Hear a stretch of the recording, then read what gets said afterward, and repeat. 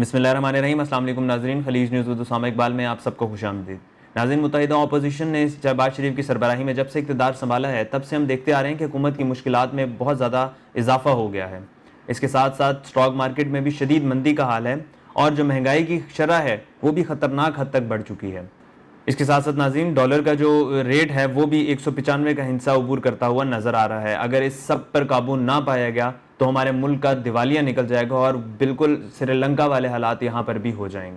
ناظرین، اگر سچ پوچھیں تو حکومت جو ہے وہ کنفیوز نظر آ رہی ہے کہ ان کو کیا کرنا چاہیے۔ اگر یہ IMF کے پاس نہیں جاتے تو ملک کے جو جتنے بھی سرکاری ملازمین ہیں اور ملک چلانے کے لیے جو پیسے ہیں وہ یہ کہاں سے لے کے آئیں گے، اور اگر IMF کے پاس جاتے ہیں تو ان کو ان کی شرطیں ماننی پڑیں گی، اور یہ وہ شرطیں ہیں جو گزشتہ حکومت نے ان کے ساتھ طے کی تھی جب انہوں نے قرضہ لیا تھا، اور اب وہ شرطیں ان کو ماننی پڑیں گی اگر انہیں IMF سے قرضہ چاہیے۔ اور اگر وہ شرطیں یہ مانتے ہیں تو مہنگائی کا جو جن ہے وہ بے قابو ہو جائے گا اور لوگوں نے اس مہنگائی کی وجہ سے چیخیں ماریں گے لوگ، اور یہ حکومت کی جو مقبولیت ہے وہ کم ہوتی جائے گی اور لوگ اس حکومت سے جان چھڑانا چاہیں گے۔ تو ہم دیکھ سکتے ہیں کہ حکومت جو ہے وہ کافی حد تک کنفیوز نظر آ رہی ہے کہ اب کریں تو وہ کریں کیا۔ ناظرین، اب بات یہاں تک پہنچ چکی ہے کہ حکومت کو بنے ہوئے جمعہ 8 دن بھی نہیں ہوئے اور اسمبلیاں تحلیل کرنے کی باتیں ابھی سے گردش میں آ گئی ہیں۔ اس کی ایک بڑی وجہ تیل کی قیمت ہے، جس کو بڑھاتے ہیں تو بھی پھنستی ہے یہ حکومت، اور اگر نہیں بڑھاتی تو بھی پھنستی ہے۔ اس لیے انہوں نے یہ بہتر شاید سمجھا ہوا ہے کہ وہ جان چھڑائیں اسمبلیاں تحلیل کر کے اور سارا مدعا جو ہے وہ کیئر ٹیکنگ گورنمنٹ پہ ڈال دیں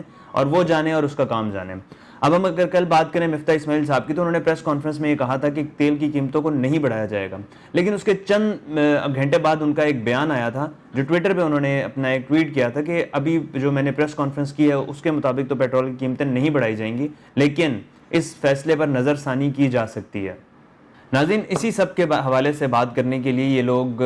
جو کرنٹ گورنمنٹ ہے، یہ اسحاق ڈار صاحب اور نواز شریف صاحب سے لندن میں ملاقات کرنے گئی تھی، لیکن اس پر بھی کوئی پائیدار حل نہیں نکل سکا۔ ان کے پاس بھی اس چیز کا کوئی پائیدار حل نہیں تھا، اس لیے ابھی تک تاحال کوئی بھی حکومت کسی بھی قسم کا فیصلہ کرنے میں ناکام رہی ہے، اور خبر گردش کر رہی ہے کہ 72 گھنٹوں کے اندر اندر اسمبلیوں کو تحلیل کر دیا جائے گا۔ ناظرین، ابھی تک جو حکومت نے کیا ہے وہ یہ عارضی طور پر تو مہنگائی کا جو طوفان ہے اس کو روک دیا گیا ہے، لیکن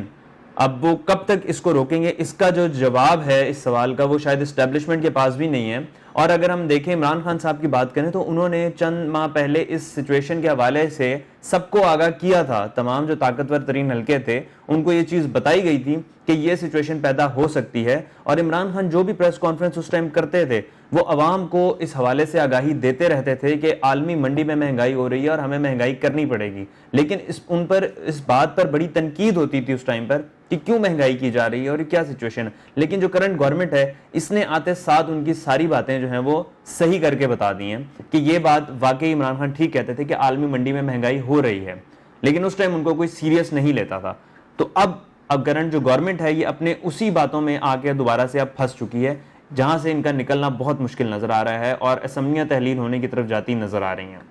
ناظرین، اگر اس ملک کی معیشت کو بہتر کرنا ہے اس حکومت کو تو ان کو سخت ترین فیصلے کرنے پڑیں گے، اور یہ سخت ترین فیصلے یہ ہو سکتے ہیں کہ چیزوں میں قیمتوں میں اضافہ کیا جائے، اور یہی سخت ترین فیصلے ہوں گے، لیکن یہ فیصلہ کرنے کے لیے بھی ان کو تقریباً 1.5 سال یقین دہانی کرانی پڑے گی اس چیز کی کہ 1.5 سال تک ان کی حکومت چلے گی، اور یہ یقین دہانی ان کو نہ اندرون ملک سے کرائی جا رہی ہے نہ بیرونی طاقتیں جو ہیں وہ کرا رہی ہیں اس چیز کی یقین دہانی، جنہوں نے مالی امداد کرنی ہے پاکستان کی۔ تو تاحال ابھی تک کسی قسم کا کوئی فیصلہ نہیں کیا جا سکا۔ ناظرین، آج 17 مئی ہے اور 20 مئی کے بعد عمران خان صاحب نے یہ اعلان کیا تھا کہ میں 20 مئی کے بعد سے جو ہے وہ کسی بھی وقت لانگ مارچ کا اعلان کر سکتا ہوں۔